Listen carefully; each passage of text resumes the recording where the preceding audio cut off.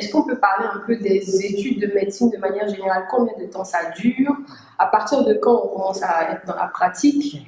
Et d'autres éléments que vous pourriez nous mentionner? Bon, comme vous le savez, les études de médecine, bon, vous commencez ces études de médecine après avoir obtenu votre bac.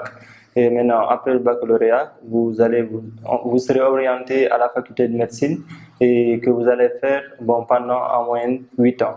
Donc, au bout de 8 ans, vous allez soutenir votre thèse et maintenant démarrer votre spécialité.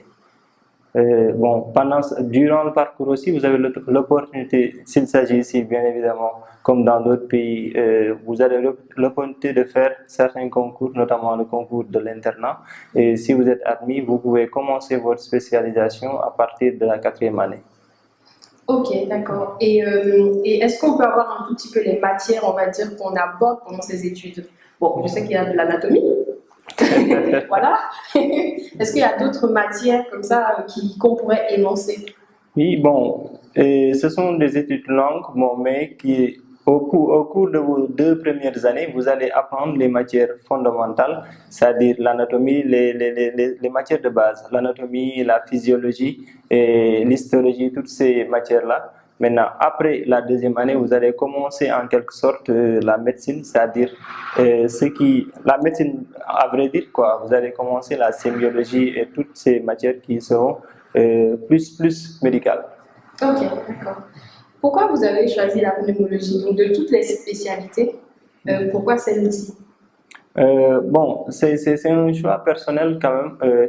Quand vous avez déjà terminé votre parcours de médecine, vous avez l'opportunité de choisir entre les spécialités chirurgicales et les spécialités médicales. Donc, si vous êtes chirurgien, vous allez choisir tout ce qui est spécialité chirurgicale. Maintenant, pour les spécialités médicales, vous avez l'opportunité de choisir la cardiologie, la pneumologie et toutes ces spécialités qui sont la néphrologie, la neurologie. Maintenant, parmi lesquelles il y a cette spécialité qui est la pneumologie. Donc, quand vous êtes en Afrique, il y a notamment la tuberculose qui est un problème de santé publique, notamment en Afrique. Nous vivons dans une zone d'endémicité. Donc, vu la demande, vu le manque de personnel, de spécialistes dans ce domaine. Donc, c'est toujours intéressant de choisir des spécialités dans lesquelles vous pouvez apporter quelque chose à la population générale. Donc, c'est aussi une spécialité que nous avons aimée durant notre parcours parce que, comme vous le savez, à partir de la deuxième année, vous commencez notamment les stages cliniques.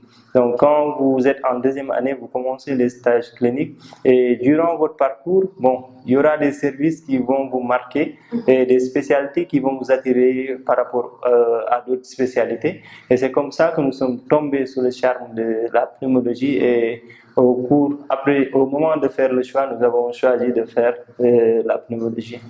Ok, d'accord. Effectivement, le champ est vaste parce que beaucoup, comme j'ai dit, beaucoup d'internautes mettent souvent médecin, mais au-delà de médecine, il faut vraiment choisir ce qu'on a envie de faire et ce dont on va, entre guillemets, briller le mieux. Après, vous avez parlé de chirurgie, je sais que ça aussi, ça intéresse pas mal d'étudiants, enfin, ce que je vois, donc pourquoi pas.